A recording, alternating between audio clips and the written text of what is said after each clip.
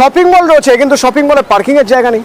তাহলে পার্কিং হবে কোথায়? শপিং মলে তো মানুষ ঢুকবে না, পার্কিং হবে রাস্তার উপরে। এটাই যেন অলিখিত নিয়ম। আর এই বেআইনি পার্কিং এ কি অবস্থা দেখুন রাস্তার।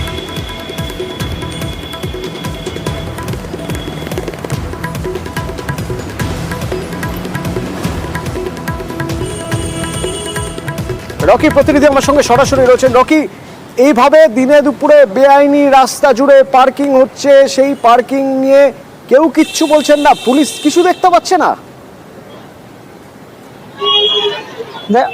অথচ দেখো মুখ্যমন্ত্রী কিন্তু কড়া বার্তা দিয়েছেন বৈঠকের পরেই। তারপর কিন্তু কলকাতা, দক্ষিণবঙ্গে পুলিশ প্রশাসন এমনকি পৌরসভা বিভিন্ন জায়গায় কিন্তু পদক্ষেপ নিয়েছে, কিন্তু তার উল্টো ছবি দেখা গিয়েছে জলপাইগুড়ি জেলার ধূপগুড়িতে যে ব্যস্ততম রাস্তা বিডিও রোড, যে রাস্তার মধ্যে পড়েছে পুলিশ থানা এমনকি বিডিও অফিস অন্যান্য অফিসগুলি রয়েছে, সেই রাস্তার মধ্যে কিন্তু দেখা যাচ্ছে যে বেআইনি ভাবে গড়ে উঠেছে পার্কিং জোন। যেখানে নো পার্কিং বোর্ড লাগানো রয়েছে সেখানেও গাড়ি রাখা হচ্ছে, এমনকি সেই রাস্তার মধ্যেই পৌরসভার তরফ থেকে আবার পার্কিং জোন করে দেওয়া হয়েছে একটি বেনামি সংস্থার শপিং মলের সামনে, যেখানে সংকীর্ণ পরিমাণ রাস্তা, ব্যস্ততম রাস্তা, সেখানে দেখা যাচ্ছে যে বেআইনি ভাবে কার্যকলাপ চলছে। পৌরসভার কোনো হেলদোল নেই, এমনকি পুলিশ প্রশাসন তাও কিন্তু নজর দিচ্ছে না। আমি দাঁড়িয়ে রয়েছি জাতীয় সড়ক 31 নম্বর জাতীয় সড়ক, ধূপগুড়ি থেকে পালাকাটাগামী জাতীয় সড়ক।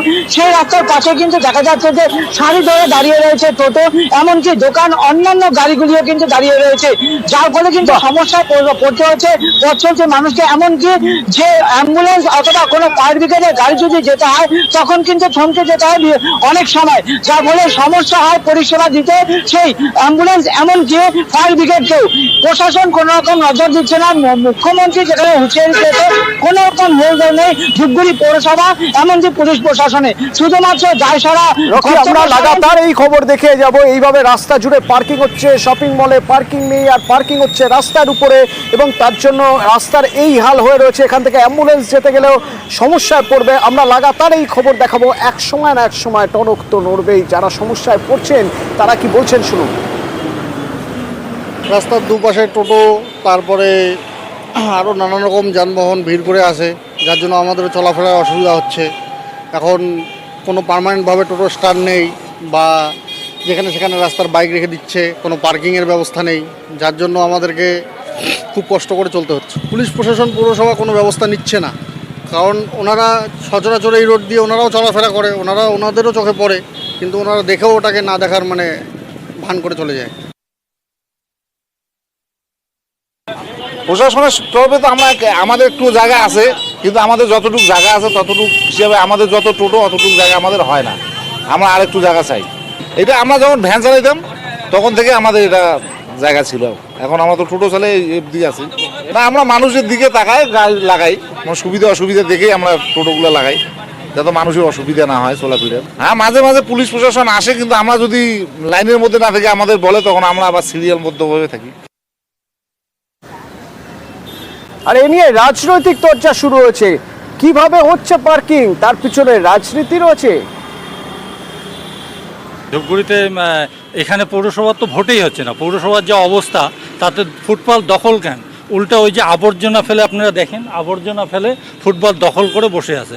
আসলে এখানে যারা তৃণমূলের নেতা আছে তারাই তো ফুটবল দখল করে বসে আছে। পৌরসভার এটা কোনো বৌদ্ধে এইভাবে পার্কিং হতে পারে না, কারণ আপনারা দেখেন থানা রোডে যেখানে পার্কিং তারা তৈরি করছে সেটা ওরা জানে না যে ওভাবে কোনো জায়গায় পার্কিং তৈরি করা যায় না। পৌরসভা যদি পার্কিং তৈরি করে তাহলে কোনো জায়গায় পৌরসভা সে জায়গা কিনে তারপরে সেখানে রীতিমতো বৈধভাবে টেন্ডার ডাইকা সেখানে পার্কিং জোন খুলতে পারে।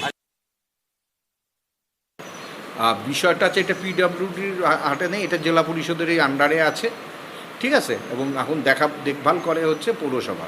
চেয়ারম্যান, ভাইস চেয়ারম্যান তাদের সদিচ্ছা না থাকার দরুন এই সমস্যাটা সম্মুখীন আমরা ধূপগুড়ির মানুষের করতে মারাত্মক সমস্যা। কারণ টুকটুকি যে হারে বাড়ছে এবং যে হারে গাড়ি ঘোড়া হচ্ছে, মানুষকে সেই রাস্তার উপর দিয়েই যাতায়াত করতে হচ্ছে, এবং সেই কারণে কি মানুষের নিরাপত্তাটা এই মুহূর্তে ধূপগুড়ির ওপারের উপরে খুব সংকীর্ণ জায়গায় কিন্তু অবস্থান করছে। সরকারি জমি দখল হয়ে যাচ্ছে, হাত সাফাই হয়ে যাচ্ছে সরকারি জমি, রুখতে হবে। মুখ্যমন্ত্রীর কড়া বার্তা। তো সে কিভাবে রোকা হবে তার জন্য এবার বৈঠক আলিপুরদুয়ারে। আমার সঙ্গে রাজকুমার রয়েছেন। রাজকুমার, এই আলিপুরদুয়ারেই অন্তত 23টি জায়গা থেকে এমন রিপোর্ট এসেছে যে সরকারি জমি বেহাত হয়ে গিয়েছে। আগে তো সেগুলো ফিরিয়ে আনতে হবে। সে বিষয়ে কি বৈঠকে কথা হবে? একদমই অতনুদা, দেখো জেলা শাসক যে আর বিমলা আলিপুরদুয়ারের জেলা শাসক বৈঠক করে কিন্তু একেবারে প্রশাসনিক কর্তাদের কড়া নির্দেশ দিয়েছেন। এই যে 23টি প্রাথমিকভাবে 23টি জায়গা যেটা নজরে এসেছে, যে 23টি সরকারি জমি দখল হয়েছে, সেই 23টি সরকারি জমি অবিলম্বে সেগুলোকে দখলমুক্ত করতে হবে। এবং জেলা শাসকের বৈঠকের পর কিন্তু ইতিমধ্যেই কিন্তু আলিপুরদুয়ারের যে মহকুমা শাসক বিপ্লব সরকার, তিনি কিন্তু একেবারে রণংদেহী মূর্তি নিয়ে কিন্তু তিনি অভিযান শুরু করে দিয়েছেন। আজকে সকাল থেকে অভিযান চলছে, প্রথমে আলিপুরদুয়ার চৌপতি, আলিপুরদুয়ার কলেজ হল, এবং এই মুহূর্তে অতনুদা জানিয়ে রাখি আলিপুরদুয়ার জংশনে একটি বেআইনি নির্মাণ একেবারে জেসিবি দিয়ে কিন্তু গুড়িয়ে দিয়েছে প্রশাসন।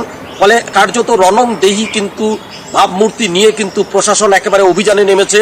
কোনো অবস্থাতেই সরকারি জমি দখল করা যাবে না। যে সমস্ত জায়গায় সরকারি জমি দখল হয়েছে সেগুলো দখলমুক্ত করা হবে, যে কোনোভাবে সেগুলো দখলমুক্ত করা হবে। শুধু তাই নয়, আলিপুরদুয়ার শহরের যে মূল রাস্তা বিএফ রোড, সেই রোডের দুই ধারে হকারদের দেখা যাক দখলমুক্ত করা যায় কিনা, আর ভবিষ্যতে আর কোনো জমি জবরদখল হয়ে যায় কিনা নজর থাকবে। ধন্যবাদ। 327 নম্বর জাতীয় সড়ক না বলে মরণ ফাঁদ যদি বলি শুনতে খারাপ লাগবে, কিন্তু ছবি তো তাই বলছে। দেখুন ছবি।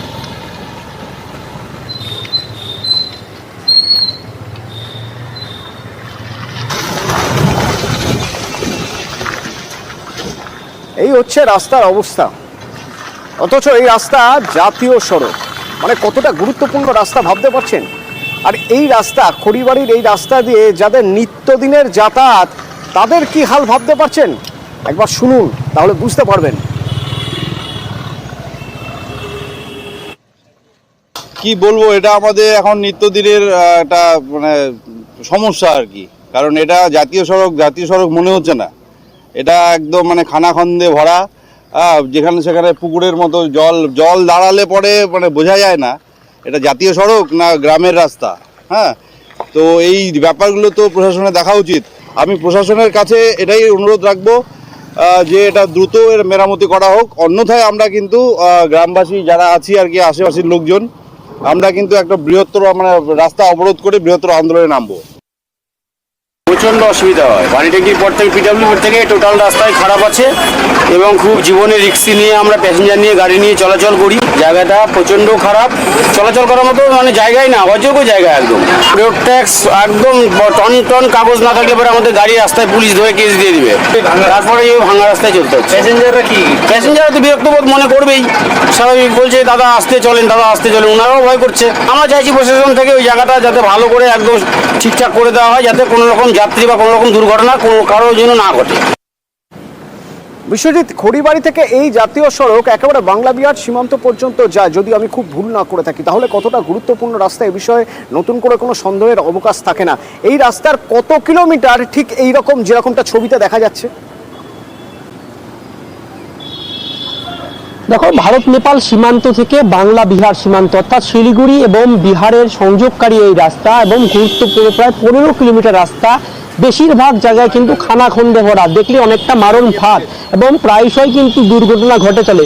6 মাস ধরে রাস্তার এই বেহাল অবস্থা, কিন্তু কর্তৃপক্ষের কোনো ঠিকানা নেই। এ ধরনের অবস্থা কিন্তু স্থানীয়দের অভিযোগ। তেমনি অভিযোগ করছেন এখানকার শাসক মানে তৃণমূল কংগ্রেসের যারা রয়েছেন, তারাও বলছেন যে প্রশাসনের কোনোভাবে নজর পড়ছে না। এনএইচএআই এর গাড়ি এই রাস্তার উপর চলছে, তারপরেও প্রশাসন নজর দিচ্ছে না। আর এর জেরে কিন্তু হামেশাই লেগে থাকছে দুর্ঘটনা।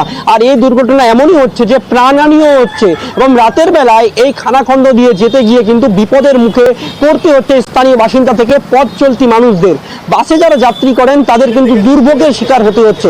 তবে কর্তৃপক্ষের সঙ্গে কথা বলছিলাম, তারা বলছেন তারা পুরো বিষয়টি নিয়ে টেন্ডার ইতিমধ্যে জাতীয় সড়ক কর্তৃপক্ষকে পাঠিয়েছে, দ্রুত কাজ চলবে, এবং কিছু কিছু জায়গায় কিন্তু কাজও শুরু হয়েছে বলে এই জাতীয় সড়ক কর্তৃপক্ষের যিনি ইঞ্জিনিয়ার রয়েছেন তিনি জানছেন। তবে তোমাকে জানি রাখি, এই 327 জাতীয় সড়ক এই রাস্তা কিন্তু 6 লেনের রাস্তা হবে। বিজেপি বলছে তৃণমূল যা অভিযোগ করছে পুরোটাই ভিত্তিহীন। বিহার অব্দি এই রাস্তার কাজ শেষ, বাংলায় ঢুকলে এই রাস্তা কিন্তু ঝা চকচক হবে বলে বিজেপির ওই মত। ধন্যবাদ।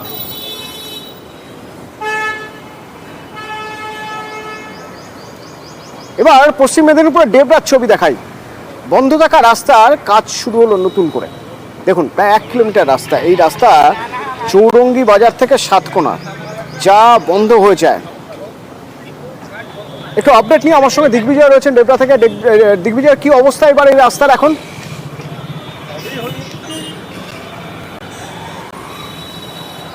দেখো, গতকালই এই এলাকায় ডেবরা পঞ্চায়েত সমিতির পূর্ত কর্মাধ্যক্ষ শীতের দ্বারা তিনি গিয়েছিলেন এবং মানুষের সঙ্গে কথা বলেছেন এবং রাস্তা পুনরায় শুরু হবে তাতে সহমত দিয়েছিলেন এলাকার মানুষজন।